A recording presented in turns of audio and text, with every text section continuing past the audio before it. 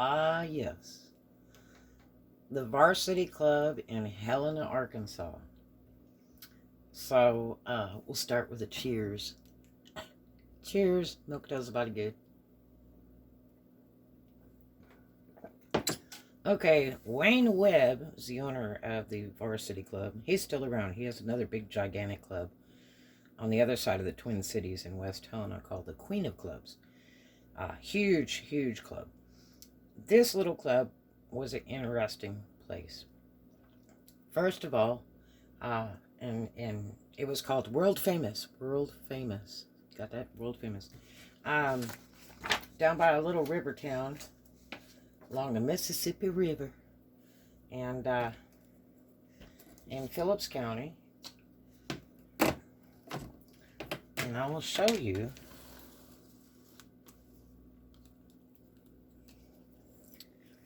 kind of where it was at. If I can get to it.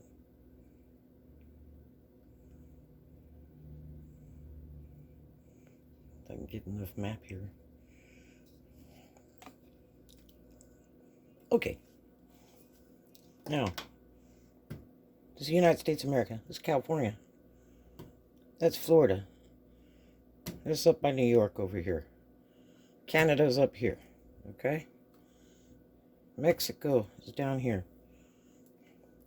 Ocean. Okay? Pacific, Atlantic. Over here. Okay. Now, coming from California, you'll go this way to Arkansas by Memphis, Tennessee. Okay? Now,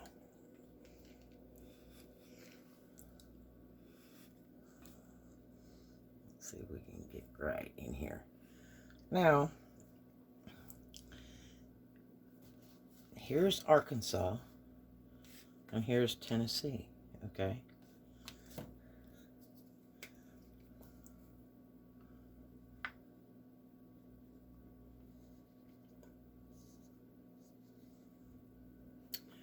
And Helena is, I guess right around here.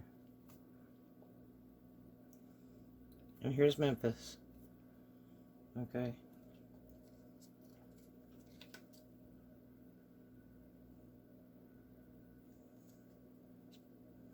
There's Memphis. And Helena, West Helena, little twin cities by the Mississippi River. Okay? Now,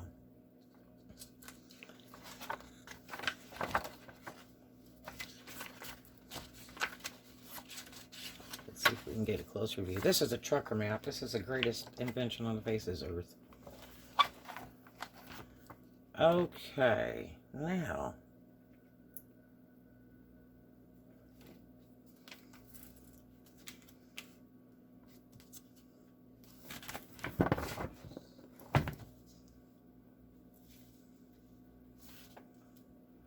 see. Okay, here's Mariana.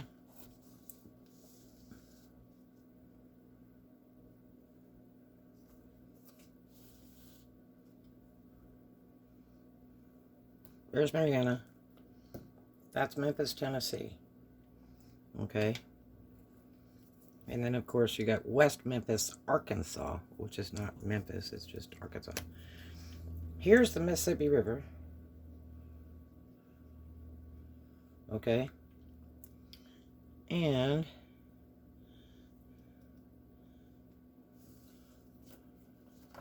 right in here,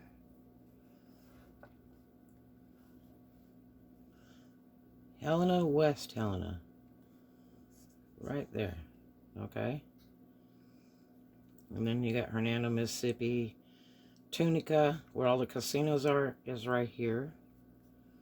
Okay. I was there before all those were built, and I was there when the first one was built, and I worked that. But this is Helena, West Helena, right here. And it was called the Twin Cities because the whole thing's like maybe 10 miles across from one town to the next. Actually, I did a road race from Helena at the stoplight to West Helena. and won a red truck. And somebody is probably listening to this and they know it's true.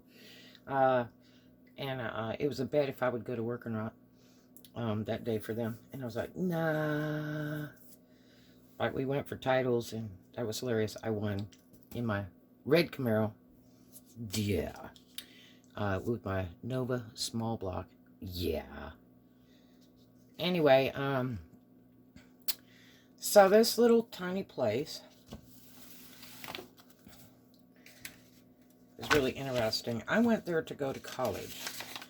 And, I needed to work before my semester started, because I had pre-filed for all my big money and everything, my loans, grants, all that good stuff. And I made more money going to college, I will tell you. Amazing. That's why I have 5 college degrees. So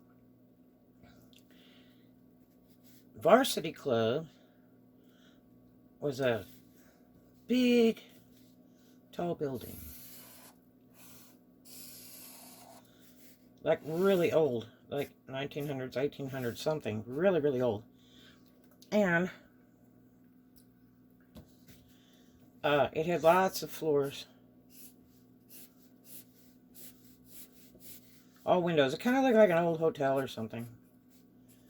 It has tons of windows. Now, none of this was used up top, and some of it was boarded off. I don't know how long it had been since they had used all that. I think they stored stuff upstairs, and that the building was really old. And it used to rain through the top all the way to the bottom at the varsity club. Going through the varsity club, at times you would see buckets in the middle of the floor to catch some of the rain, or in the bathrooms. It was a really, really old building. So the only part that was open was this level here, and there was a door, and there was a sign up front. I think it was a lit up sign, Varsity Club. And there was parking spaces in the front. And then this side was kind of like an alleyway through here. This way went to Cherry Street, which was the main drag through Helena. This would be Cherry Street. And it was on Ohio and Ryder, which Ohio went like this way, and Ryder went this way. Okay. And, I mean, you could walk to the police department from here. It's just a few blocks down. Everything's real walkable. And then we used to park our cars, like, over here, too. And cars were everywhere. And there was a vacant lot down here. I think they had torn a building down there years before. Interesting place. Right around the corner of here, kind of behind it, was Helena Wholesale, owned by John King. And that was like a grain and feed store kind of thing, big warehouse. I dated a guy that used to run it for John King. And the water is like right here, but it's like up on a bluff. There's a bluff, and then it drops down to the road. And then the train used to come through here years ago. I don't think it ever came anymore after that. I think it stopped. They even had the old train station over there, which is a museum now. It's kind of cool. I did some vlogs about that on YouTube. The old train station. I was just there recently. It's pretty cool. But my friend Evelyn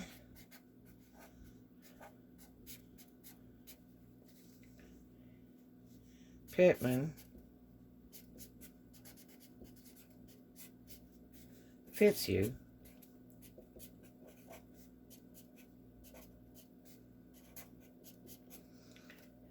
was an interesting person.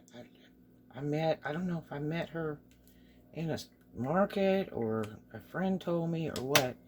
But I was living a couple streets down from her in John King's rental property. Neat little apartment building on Beach Street. It's just a little two-story place, real nice, probably built in about the 70s. And he probably had 20 units there. Probably 20, maybe less. And I had a real nice little two-bedroom there. And I didn't pay much for that at all. I had moved there back around, probably around 1988 or 89. I had like a 2-year-old little girl. And I had transferred from a military college out in Claremore, Oklahoma, out by there, and to go into engineering at the college there in Arkansas, and mechanical engineering, not driving the train, mechanical engineering. But anyway, and I did a few degrees over there in engineering. But I can't remember how I ran across her. I think maybe somebody told me about her at a corner store or something. I don't know what. And she lived over on Miller Street, which is like maybe a mile from that club. She had a big, gracious house that she got, I guess while she was married or had it before. And it was up on a hilly street on Miller. And then there's a levee down here. The big, neat place with gates and everything. A big old Victorian, and it had a smaller dollhouse little place. And famous people used to come rent that and stay there. There's a band that actually wrote a song about her.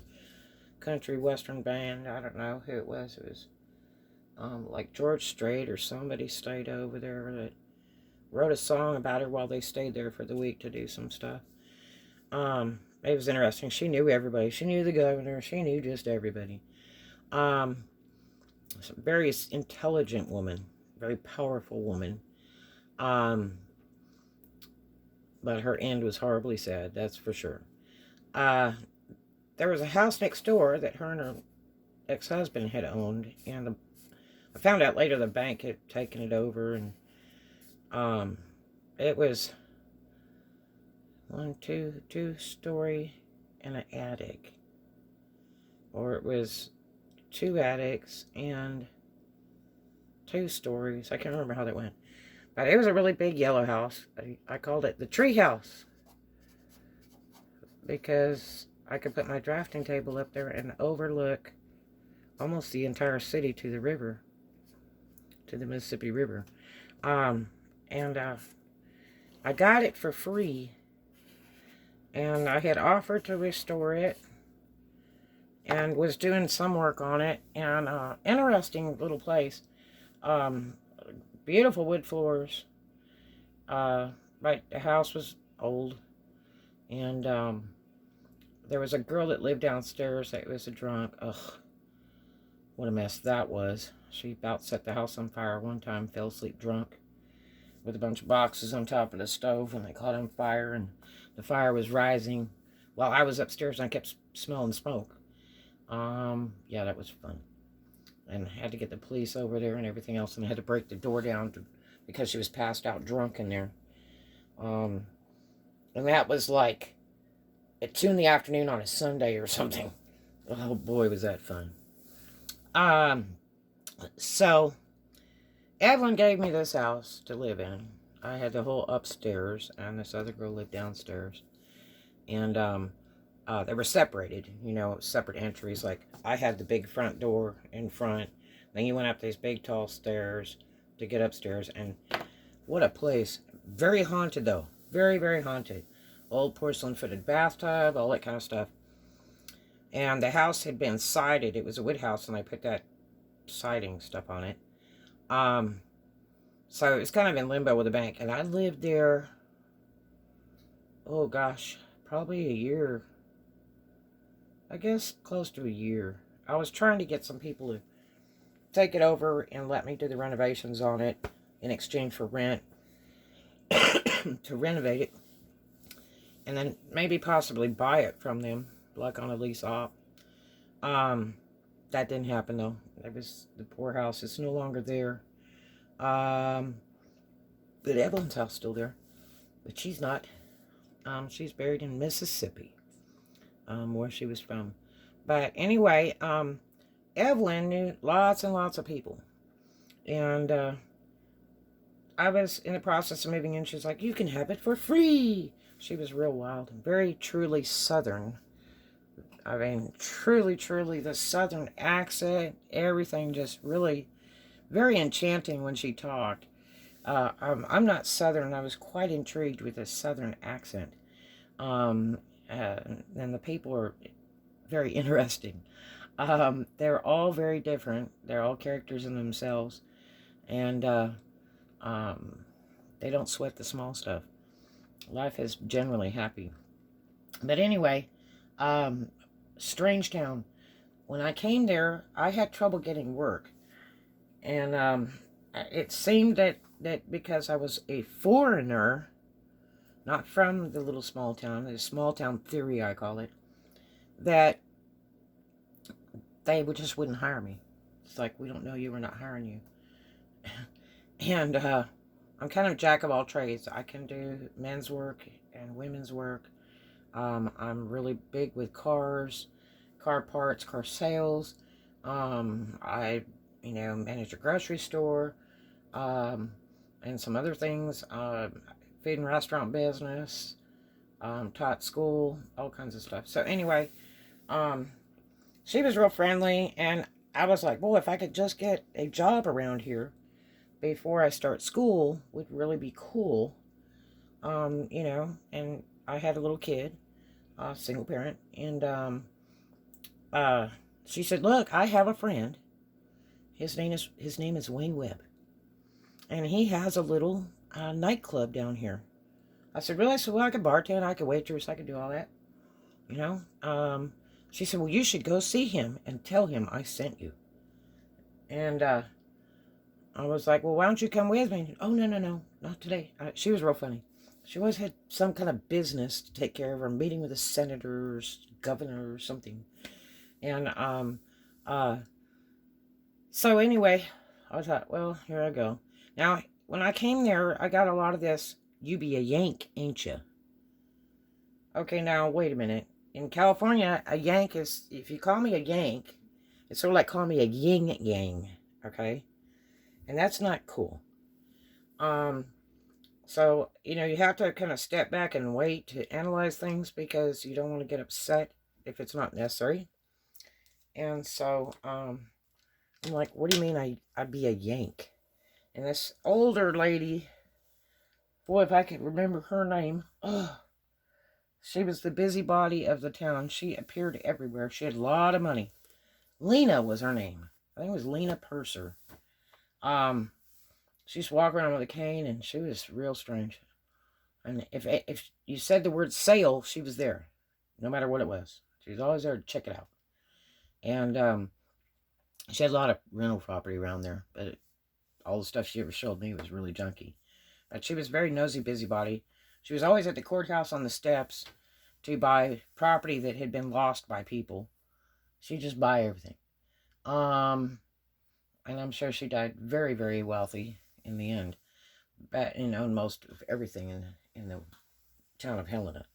But anyway, which was mostly all Victorians back then. A lot of them are gone now. They'd been set on fire and stuff.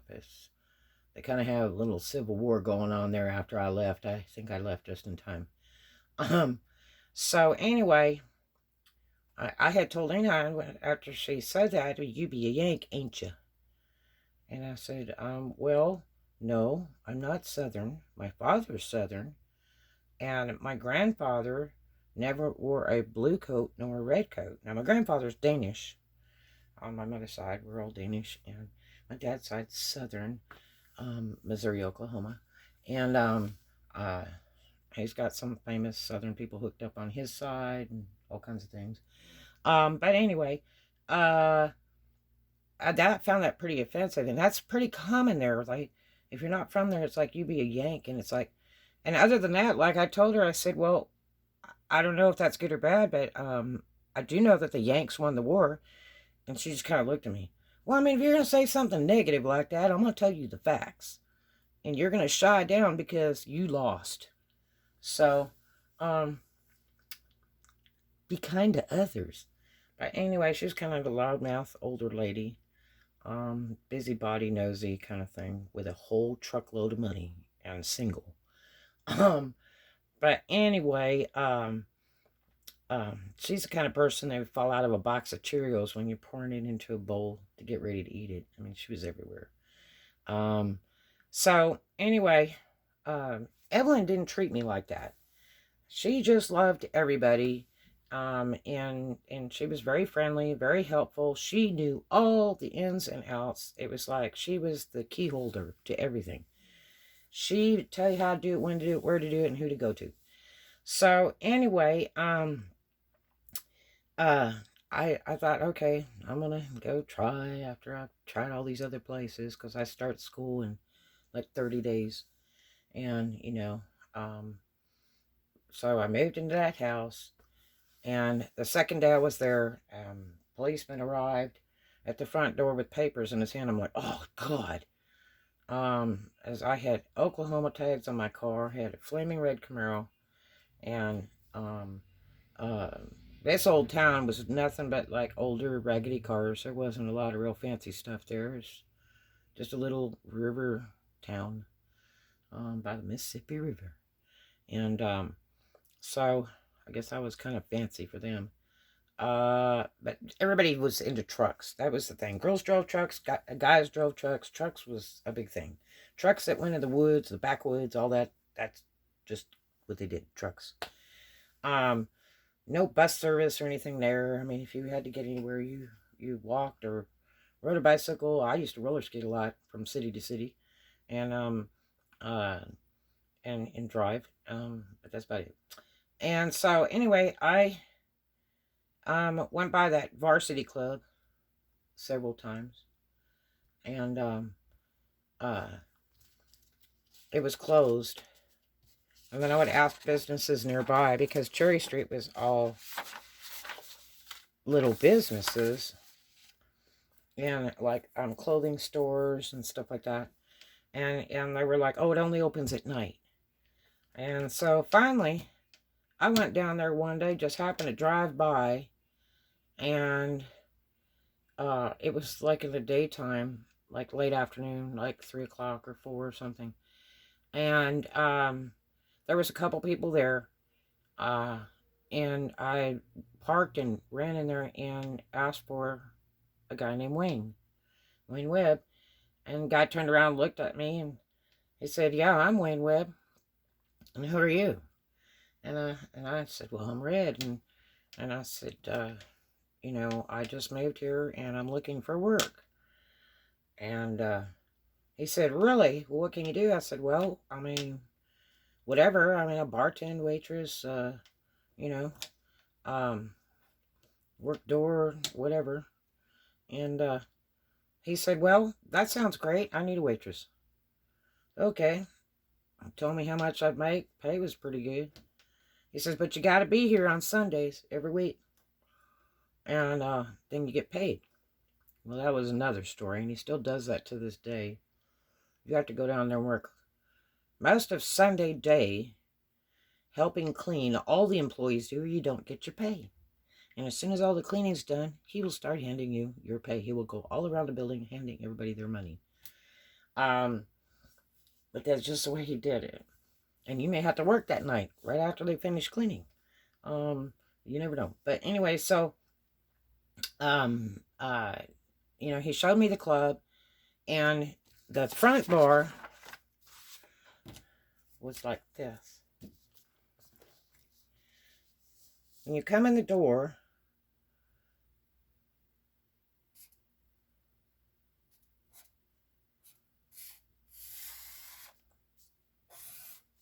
the front bar, I think it only had that one door in the front, and I think it had a side door here to the alley, right before you went in the back, because this was the back of the club. It had a big bar here, And then it had like, I think like one or two pool tables here. And lots of bar seats at the bar. And then Ike Harcourt had a desk here. It's like a desk or table. And he did the memberships and charged people when they come in the door. And I think there was like vending machines here on this wall. I can't really remember. It was a pretty dark club. It was brighter in the front part of the club here than it was in the back. And the bathrooms and everything was in the back around the stage. And the back was just a big hallway. And then it kind of went like this. And then it went like this. And then here was a bunch of stairs that were real steep and real narrow. They went to an upstairs balcony. And then it had like a railing, real fancy railing here. I think it was painted gold. And it was sort of like, it was set up like a dinner theater almost. So there was like a bunch of tables up here, like big tables up here. It was all the way to the back wall. And then, so it was like a, a level over the other. And then back here and under this level, there was tables, tables, tables, tables. And then there's a big dance floor, which I think was black and white tile. And then a stage. Okay, there was a couple tables right here by the stairs.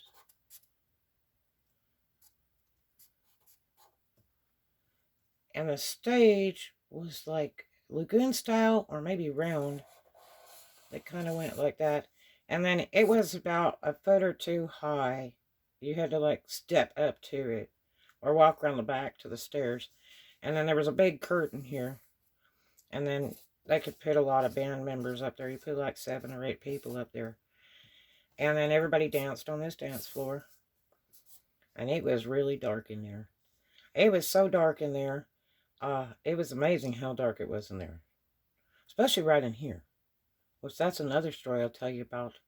A guy that sat right at this table one night I worked there. So Varsity Club was really interesting. People came there. They could be dressed up. They could be in shorts and sandals. We got a lot of people from Mississippi. Clarkstone, Mississippi is right over the little Arkansas bridge. And a lot of people would come from Mississippi because they had no liquor on Sundays. I think they had the blue laws. And they had no liquor on Sundays or something, but they could drive over the bridge and go to Helena to a private club, which I think Wayne was the only private club around at that time that could open on Sundays. He didn't serve any food. It was just liquor. And then some people were there that were like pre-drunk. They were already jacked up when they come down there. There's this one girl, I'm not going to say any names, but she was wife to a businessman in town, a really straight, nice guy. And when she came to the door, everybody kind of laughed and smiled. And then an hour later, she was up on top of the bar, standing on the bar in a miniskirt with heels and stuff, and started doing the dance. And next thing you know, she's like strip teasing, and we're all like going, no. And they didn't care. They just let her go crazy. It was like, oh boy. And so, just one of those, moments where you have no clue what you're doing because you're so jacked up. But then when people would tell you, she'd be sure proud of it when she was fairly sober the next day. Anyway, it was kind of a wild Southern club. And, Wayne's famous saying all the time was, I'd say, well, why don't you have different kind of bands? He said, because rock and roll is it. There's nothing but rock and roll. Country is nothing. Rock and roll is the thing. Like, okay. And so this club was like full blast at night. I mean, you could hear it for blocks away. Um, and 95% of the bands were just unreal. Now, some of them were famous bands. Some of them were just locals from the Mississippi, Arkansas area, maybe up in Little Rock, um, Texas, that kind of thing. And really, they come there more to have a great time and party than to collect pay, because it was just a really neat, fun little place, and it run till daylight. No, you didn't get off work until the bar closed. So, and Wayne would close it, boom, like that. I mean, if he said, we're closed, he'd go around to all the employees, we're closed. And you had to start picking it up and cleaning it up, because you weren't going to get out of there in a hurry unless you got in a hurry. Because certain things had to be done before we even closed. It was tough, because when I went back to college, that next semester, in like the next 30 days, not only did I have to, raise a kid and have time to be awake for her, I had to work that club, because I still had trouble getting work down there. Nobody would hire me because I'd be a Yank. And Wayne's club was good money. This is the kind of club where, I would say, well, what do you wear? And he's like, whatever you want. Now, most people I worked with were girls, and typically Southern, in their 20s. I think one of them was like 30. Big drinkers, loudmouth, t-shirts and jeans and tennis shoes type girls. And where I come from in California, you dress your best, because that's how you make your money, And so I would come down there and 4 or 5 inch stiletto heels with, a nice skirt and cute little top, and do my hair up and do my face, the whole thing, just be really smashing. And that was great, except I learned real quick. In this club, I was cocktailing, so in this club, heels just wasn't the thing. You could wear that for some of the shift while it was building up, because the club got more busy after midnight. And then it was slam packed, wall to wall people, inside, outside, everything. A little tiny club though. I mean, it wasn't, a big giant thing. But it was just full of people, full, standing around, everything. So I decided that the better thing to do was to wear a jean